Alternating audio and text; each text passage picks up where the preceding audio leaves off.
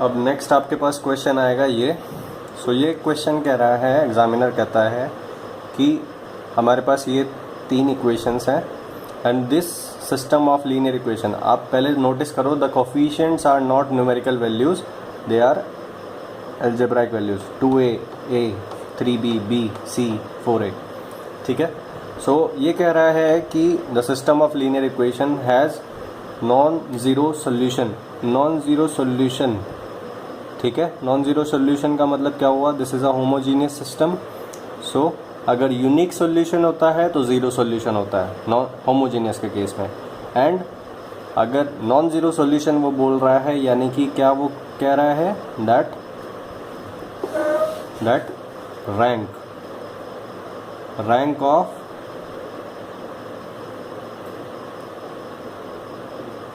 Rank of A matrix is equals to rank of A augmented B matrix. ये हमेशा ही होगा homogeneous में, but क्योंकि वो नॉन ज़ीरो सोल्यूशन कह रहा है, इसका मतलब that the rank of this is less than number of variables, because infinitely many solution उसने बोला।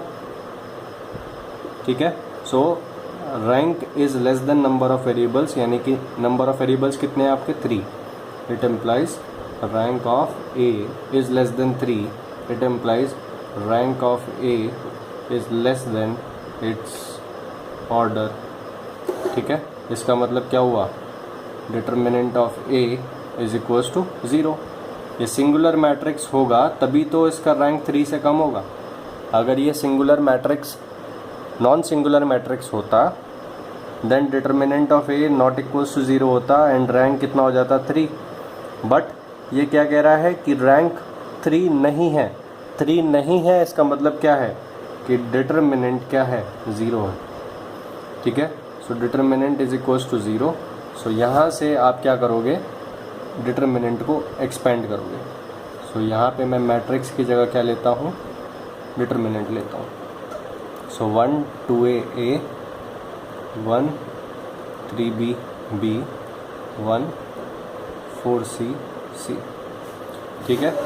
इस डिटर्मिनेंट में आप कोई भी प्रॉपर्टी अप्लाई करके इसको सिंप्लीफाई नहीं कर सकते, बिकॉज किसी भी रो में से कुछ भी कॉमन नहीं आ रहा, किसी भी कॉलम या रो में से कुछ भी कॉमन नहीं आ रहा, एंड कोई प्रॉपर्टी लगाने से कोई फ़ायदा नहीं होगा।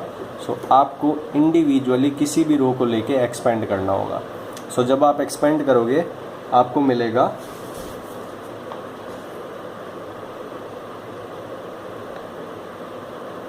जब आप इसको एक्सपेंड करोगे एंड सिंप्लीफाई करोगे तो आपको मिलेगा 2a is equals to b into A plus C. ठीक है। It implies 2/b is equals to, यहाँ से आप सिंप्लीफाई इसको करोगे तो आपके पास आएगा 1/a प्लस 1/c। ठीक है। इट एम्प्लाइज, इसका क्या मतलब हुआ? A B C are in harmonic progression. Harmonic progression का मतलब होता है if A B and C are in harmonic progression, it implies 1/a, 1/b, 1/c are in AP। It implies इन दोनों का जो एवरेज होगा, ठीक है, वो इसके बराबर होगा। एम्प्लाइज यहाँ से आएगा आपका 1/a plus 1/c divided by 2। ये जो एवरेज होता है वो बीच वाले के बराबर आएगा 1/b। ये 2 यहाँ पे मल्टीप्लाई में चला जाएगा तो ये 2/b हो जाएगा। ये होता है। ठीक है। A B and C are in harmonic progression.